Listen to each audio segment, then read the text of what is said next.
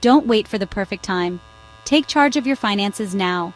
Are you waiting for the perfect time to save, invest, or start working on your financial goals? Guess what? That perfect time doesn't exist. We always think that someday in the future, things will magically fall into place, and we'll finally have everything figured out. But the truth is, there will never be a perfect time to start getting your finances in order. In today's video, we'll explore why waiting can cost you more than you think, and how starting now, even if it's not perfect, is the key to success. Let's get started.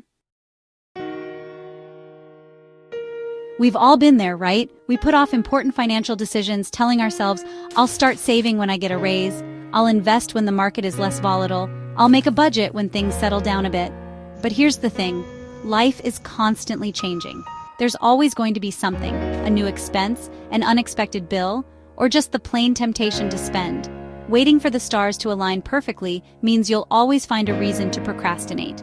Remember, time is your most valuable asset, especially when it comes to building wealth. Look guys, I can't stress this enough.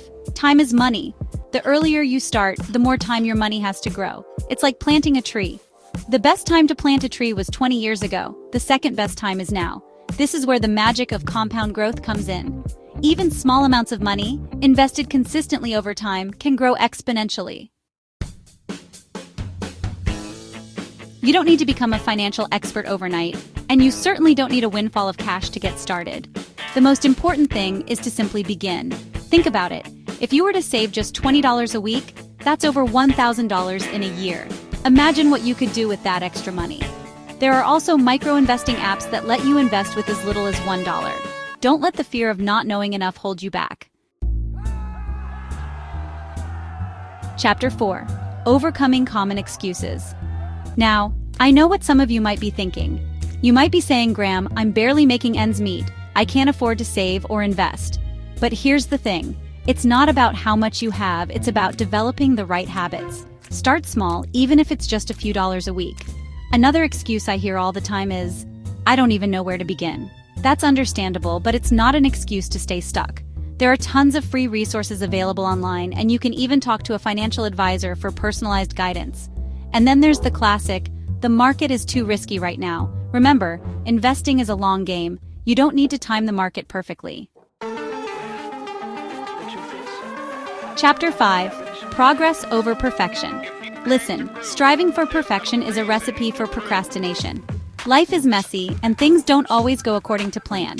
The key is to embrace imperfection and focus on making progress. Don't get bogged down in trying to create the perfect budget or investment strategy. Start somewhere, track your progress, and make adjustments along the way. Remember, financial success is a journey, not a destination.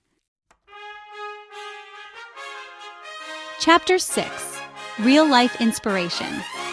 You know, some of the most successful investors and entrepreneurs out there started with little to nothing. They didn't inherit a fortune or win the lottery. They achieved their financial goals through hard work, smart decisions, and a willingness to take action. What set them apart was their mindset. They didn't wait for the perfect time. They made the time perfect. Outro, take action. Waiting for the perfect time is just another way of procrastinating. Start now, no matter how small or imperfect it feels. Remember, the first step is always the hardest, but it's also the most important. What's one financial action you can take today? Share it in the comments below. Don't forget to like, subscribe, and hit the bell icon for more tips to achieve your financial goals. See you in the next video.